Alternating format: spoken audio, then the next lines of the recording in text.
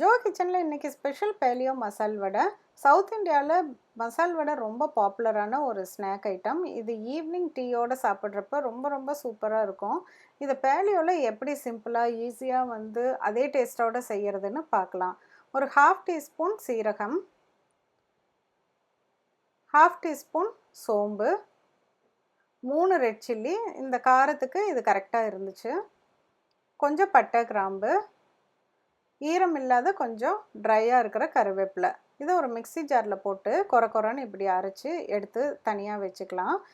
இது பன்னீரோடு சேர்த்து அரைக்க போகிறோம். பட் பன்னீரோடு சேர்த்து ஃபஸ்ட்டே அரைச்சோம்னா சரியாக அரைப்படாது, அதனால் தனியாக அரைச்சி வச்சுக்கிறேன்.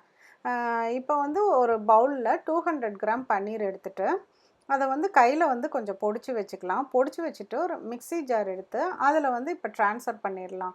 ட்ரான்ஸ்ஃபர் பண்ணிவிட்டு இது கூட 2 table spoon coconut flower. Coconut flower இது ஹோம்மேடு கோகனட் ஃப்ளவர். அப்படி இல்லை அப்படின்னு சொன்னால் ஃப்ரெஷ் கோகனட் கூட நம்ம ஆட் பண்ணிக்கலாம். இப்போ இதை லேசாக போட்டு மிக்சியில் அரைச்சிட்டு அதுக்கப்புறம் பவுலுக்கு ட்ரான்ஸ்ஃபர் பண்ணிக்கலாம்.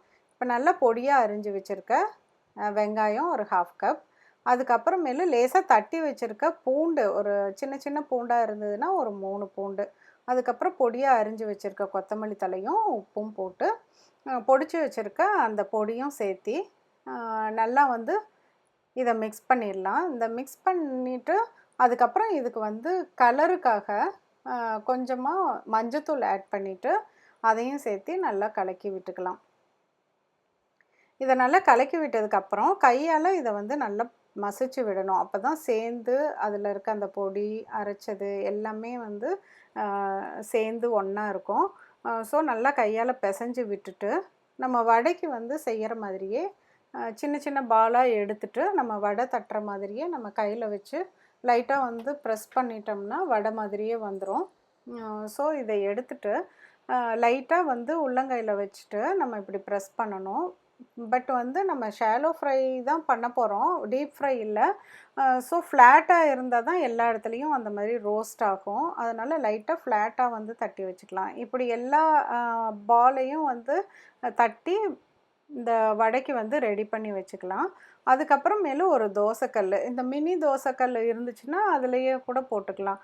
கோகனட் ஆயில் தான் யூஸ் பண்ணியிருக்கேன். ஒரு 1/2 டீஸ்பூன் அளவுக்கு எல்லாத்துலேயும் போட்டிருக்கேன். இப்போ இந்த தட்டி வச்சுருக்க அந்த வடையை இதில் போட்டுட்டு கொஞ்சம் லோ ஃப்ளேம்லேயே குக் பண்ணுறது தான் நல்லது. இது ஜஸ்ட்டு கோல்டன் ப்ரௌனில் நல்லா ரோஸ்டாட்டாக ஆனதுக்கப்புறமேலு நம்ம டர்ன் பண்ணிடலாம்.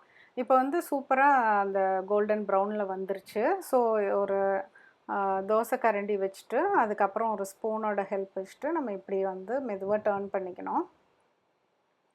இப்போ எல்லா சைடுமே நல்லா வெந்துருச்சு. இது அந்த நடுவில் இருக்கிறது கொஞ்சம் ஃப்ளேம் ஜாஸ்தியாக அந்த இடத்துல மட்டும் இருக்கிறனால கொஞ்சம் சீக்கிரம் குக் ஆயிடுச்சு. ஸோ அதை ஃபஸ்ட்டு தனியாக எடுத்துடலாம், இல்லாட்டி ரொம்ப விட்டோம்னா கருகிரும். இப்போ இதை மற்றது எல்லாத்தையும் இன்னும் கொஞ்சம் நேரம் கோல்டன் ப்ரௌன் வர்றதுக்காக நான் விட்டுருக்கேன். இது சூப்பராக வந்துருச்சு. இது எடுக்கிறப்ப தான் கொஞ்சம் கேர்ஃபுல்லாக எடுக்கணும். அதுக்கப்புறமேலு கொஞ்சம் ஆறுனதும் நல்லா ஸ்டிஃபாக நல்லா ஒரு ஓரளவுக்கு கொஞ்சம் கிறிஸ்பியாக சூப்பரான டேஸ்ட்டில் வந்துடும். இதை செஞ்சு பாருங்கள். கண்டிப்பாக உங்கள் ஃபீட்பேக் என்னென்னு கமெண்ட் பாக்ஸில் சொல்லுங்கள். Please like and subscribe my channel. ரெசிபியை ஷேர் பண்ணுங்கள் உங்கள் ஃப்ரெண்ட்ஸோட. மீண்டும் ஒரு புதிய ரெசிபியோடு சீக்கிரம் உங்களை மீட் பண்ணுறேன். தேங்க்யூ.